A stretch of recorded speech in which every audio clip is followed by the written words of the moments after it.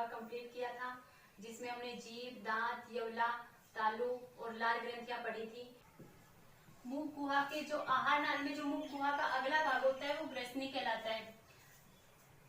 तो हमने कल भी पढ़ा था कि मुख गुहा, अगर ये मुख गुहा है तो यहाँ पे ग्रसनी होती है, जिसको इंग्लिश में फिनेक्स बोलते हैं। ग्रसनी के दो द्वार होते हैं, इस स्थान पर दो द्वार होते हैं, जिसको एक को कंठ द्वार बोलते हैं और एक को निगल द्वार बोलते हैं। अब इन दोनों को सेपरेट करने के लिए यहाँ पर एक ढक्कन जैसी आकृति होती है, जिसको बोलते हैं एपिग्लोटिक्स।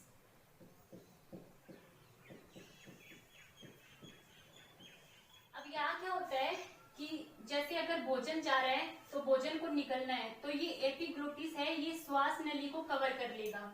और अगर हम श्वास ले रहे हैं तो ये यहाँ से जो ग्रास नली की तरफ जाता है,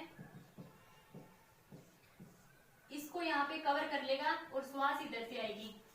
ठीक है, यहाँ से ग्रसनी जो है भोजन को ग्रास नली में भेजेगी। ग्रास नली में भोजन भेजने के बाद ग्रास नली में क्या होगा? ग्रास नली में कर्मांकुंचन गतियां होती हैं। क्यों होती हैं? पहली बात तो ये कि कर्मांकुंचन गति होती कौन सी है कि फैलने और सिकुड़ने की क्रिया, क्योंकि ग्रास नली जो होती है, जिसको हम ग्रशिका भी बोलते हैं, यहाँ पर इसकी जो ये दीवारें होती हैं ये संकुचनशील होती हैं।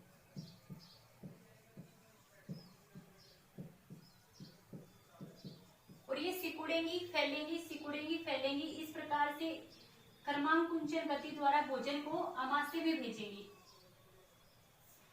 यहां से भोजन गया आमाशय में, और ये भोजन मुख गुहा में लार थी, लार का लिपटा हुआ भोजन आमाशय में पहुंचेगा।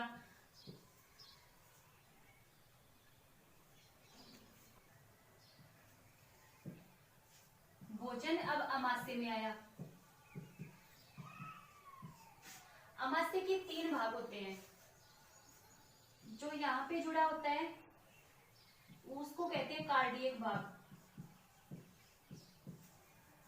दूसरा मध्य भाग होता है जो फोन्टिक भाग कहलाता है, और यहाँ पे होता है पाइलोरिक।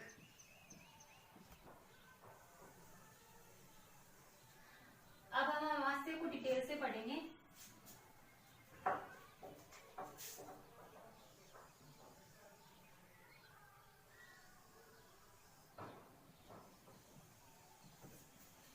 ये जो इसका मध्य का भाग मैंने बताया आपको कि ये होता है फोन्डिक, ये होता है कार्डियक, और ये भाग होता है पाइलोरिक। ये लास्ट वाला भाग छोटी आंत जुड़ी होती है, और ये जो पाइलोरिक भाग होता है, इसी को जो क्वेश्चन आएगा जैसे कि आमाशय और छोटी आंत को कौन से वॉल्व द्वारा जुड़ी रहती है, तो पाइलोरिक वॉल्व द्वारा जुड़ी रहती है। अब आमाशय में क्या क्या होता है? आमाशय में होती है जठर ग्रंथियां, गैस्ट्रिक ग्लैंड, और ये करती है जठर रस का स्राव।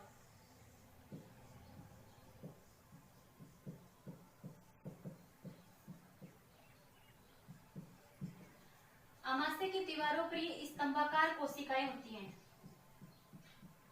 इन कोशिकाओं को क्या बोलते हैं? एपिथेलियम। ये होती है एपिथेलियम सेल। आमाशय में जठर ग्रंथियां होती हैं, एपिथेलियम कोशिकाएं होती हैं।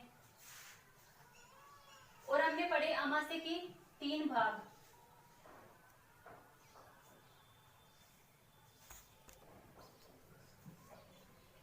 आमाशय में तीन कोशिका अलग होती हैं। अब उनका क्या काम होता है ये देखो। पहली कोशिका होती है म्यूकस सेल, दूसरी होती है ऑक्जेंटिक सेल, और तीसरी कोशिका है जाइमोजन।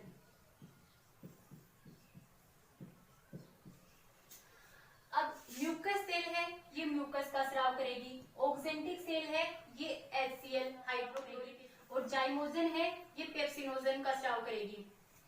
अब इनका काम क्या होता है ये देखो,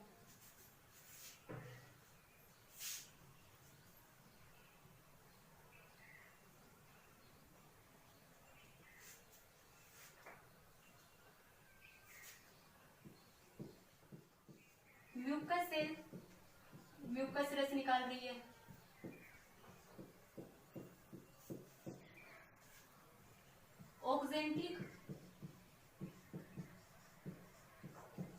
ऑक्जेंटिक सेल क्या कर रही है, HCl का स्राव कर रही है। ठीक है, तीसरी है जाइमोजन, जाइमोजन सेल। इस जाइमोजन का काम है पेप्सिनोजन का स्राव करना। ये तीन चीजें स्रावित हो रही हैं। अब HCl अमाशय में पाया जाता है, ये हमने अमाशय है, ये इसकी एपिथेलियम है, एपिथेलियम कोशिकाएं हैं, और यहाँ पर जठर ग्रंथियां इसकी दीवार के सारे होती हैं। अब ये जठर रस का भी स्राव करती हैं, यहाँ पर HCl है। अब HCl से सुरक्षा कौन करेगा, म्यूकस रस। म्यूकस रस अमाशय की दीवारों की HCl से सुरक्षा करेगा, नहीं तो अमाशय की दीवार ही चल जाएंगी HCl के कारण से। पेप्सिनोजन का क्या काम है, पेप्सिनोजन जो है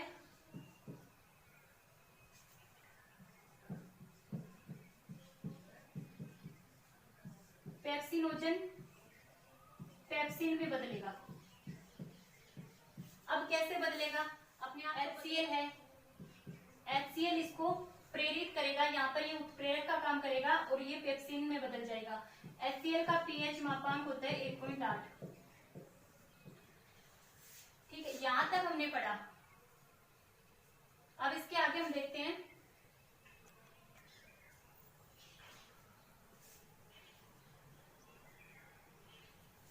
अब एक चीज हमने देखी कि यहाँ पेप्सिन बना, पेप्सिनोजन से पेप्सिन बन रहा है। पेप्सिन क्या काम करेगा, पेप्सिन का काम है प्रोटीन का अपघटन करना। प्रोटीन का अपघटन करके ये इसको पेप्टोन में बदलेगा। पेप्सिन यहाँ पे क्या कर रहा है, प्रोटीन का अपघटन करके पेप्टोन में बदल रहा है।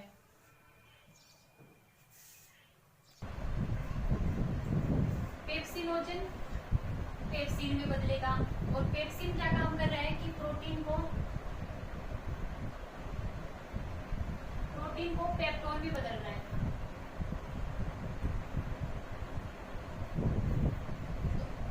अब क्या समझे इससे कि अमाशय में प्रोटीन का पाचन हो रहा है, प्रोटीन पेप्टोन में बदल रहा है, मतलब प्रोटीन का पाचन हो रहा है। तो एक इम्पोर्टेंट क्वेश्चन है कि अमाशय में प्रोटीन का सर्वाधिक पाचन कहाँ होता है, वो कहाँ होता है, अमाशय में। प्रोटीन का सबसे ज्यादा पाचन कहाँ पर होगा, अमाशय में। इसके अलावा जैसे भोजन में हम कार्बोहाइड्रेट भी लेते हैं, प्रोटीन भी लेते हैं, वसा भी लेते हैं। प्रोटीन का पाचन हो रहा है, यानी कि कार्बोहाइड्रेट का यहाँ पे पाचन नहीं हो रहा, वसा का भी पाचन यहाँ पर नहीं हो रहा। इसके बाद सारा भोजन बचा हुआ कहाँ पर जाएगा, छोटी आंत में।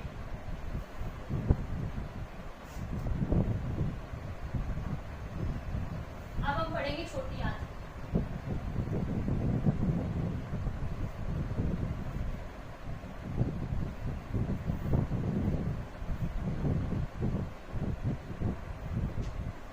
छोटी आंत के तीन भाग होते हैं। तीन भाग कौन से होते हैं, डेड्यूनम, दूसरा होता है जेजुनम, और तीसरा होता है इलियम।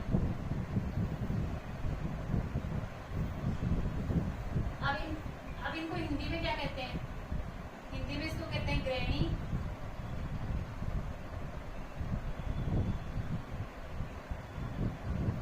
जेजुनम को क्या कहते हैं, मध्यांत्र, और इलियम को क्षुदांत्र। इलियम को शेषांतर भी कहते हैं, क्षुदांत्र भी कह देते हैं। ये तीन पार्ट होते हैं छोटी आंत के। अब डेड्यूनम के अंदर एस कोशिका होती है,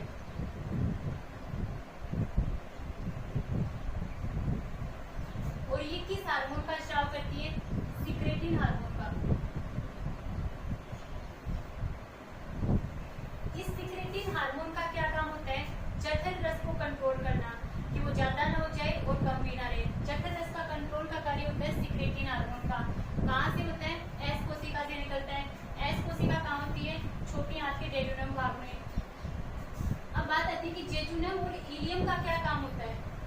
तो जो भोजन पच जाता है, छोटी आंत में जो भोजन पच जाता है उसका अवशोषण करना। छोटी आंत में जो भोजन पच गया उसका अवशोषण कहाँ होगा? जेजुनम और इलियम में। अब हम पढ़ेंगे छोटी आंत में पाचन हो कैसे रहा और किस किस चीज का पाचन हो रहा है।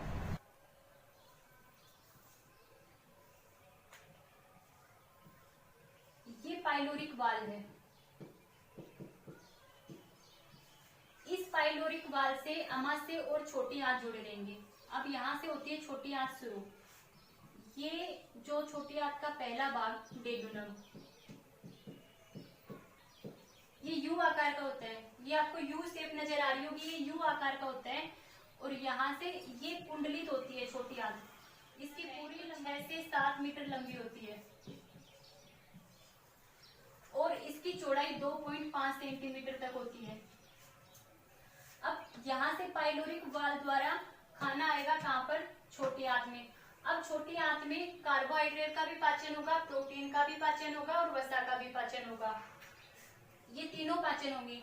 अब आपने देखा कि यहाँ पर अमाशय में HCl होता है, तो भोजन के साथ कुछ HCl भी यहाँ पर आएगा, यानी कि भोजन हो गया अम्लीय। अब इसको क्षारीय देने के लिए, क्षारीय बनाने के लिए यहाँ पर पित्त रस छोटी आंत में आएगा। तो इसको क्षारीय माध्यम देने के लिए पित्त रस आएगा। पित्त रस कहाँ से आएगा? कहाँ निर्माण होता है पित्त रस का? तो पित्त रस का निर्माण होता है यकृत में। ठीक है। और पित्ताशय में ये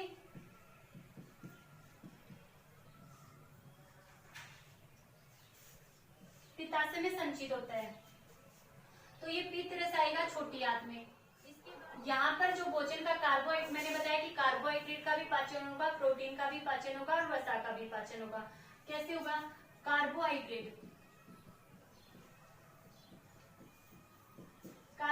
किस में चेंज होगा? ग्लूकोज में। प्रोटीन एमिनो अम्लों में।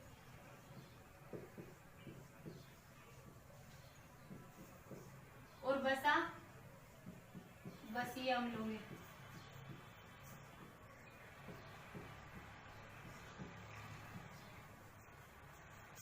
अब मैंने बताया था कि जो छोटी आंत के दूसरे और तीसरे भाग है, जेजुनम और इलियम, वो पचित भोजन का अवशोषण करेंगे। अब पचित भोजन का क्या मतलब हुआ?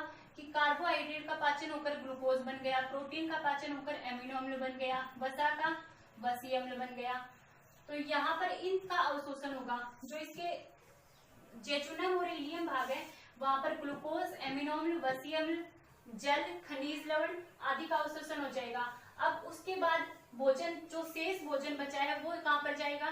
बड़ी आंत में जाएगा। बड़ी आंत में कोई ग्रंथि नहीं होती, बड़ी आंत में कोई पाचन नहीं होता।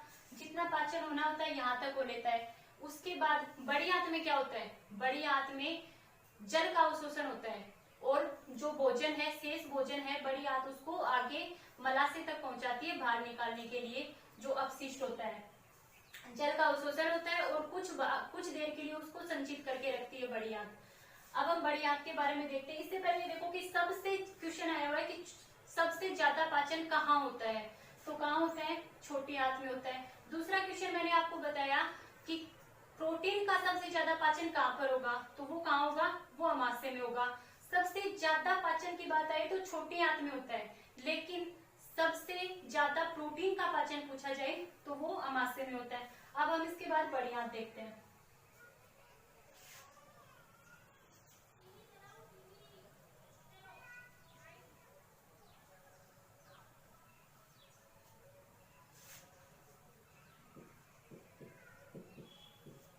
बड़ी आंत,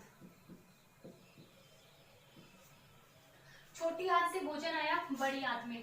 पहले तो ये देखो बड़ी आंत की लंबाई कितनी होती है? 1.5 मीटर। अब ये भी है कि छोटी आंत की लंबाई 6 से 7 मीटर होती है और बड़ी आंत की 1.5 मीटर ही होती है। तो छोटी आंत कैसे कहलाती है और बड़ी आंत की होती है। तो ये लंबाई के आधार पर इनके नाम नहीं है, ये चौड़ाई के आधार पर है। मैंने बताया कि छोटी आंत की जो चौड़ाई होती है,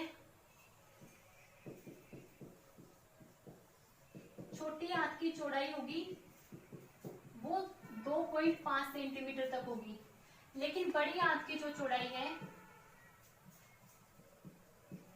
वो 6 से 7 सेंटीमीटर तक हो सकती है, 6 से 7 सेंटीमीटर तक। तो इन दोनों में डिफरेंस काफी आ गया, इसलिए बड़ी आंत है ये और ये छोटी आंत है। अब बड़ी आंत में किसका अवशोषण होगा? जल का अवशोषण होगा, ठीक है। और उसके बाद भोजन जो शेष अपशिष्ट बचा है वो मलाशय से बाहर निकल जाएगा।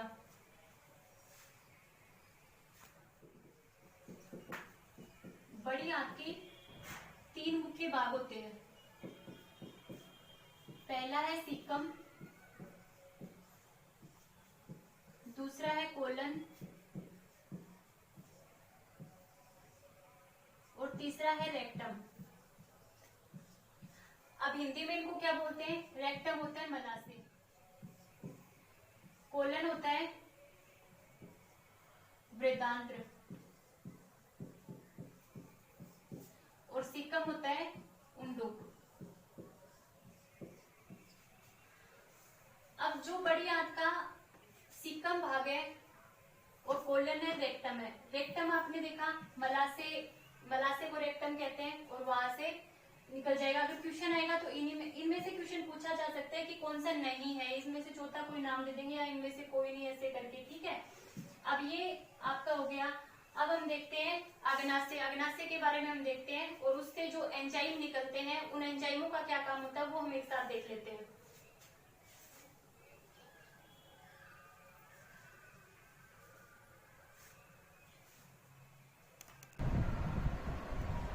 अब बात करते हैं अग्नाशय की। अग्नाशय से एक अग्नाशय रस निकलता है।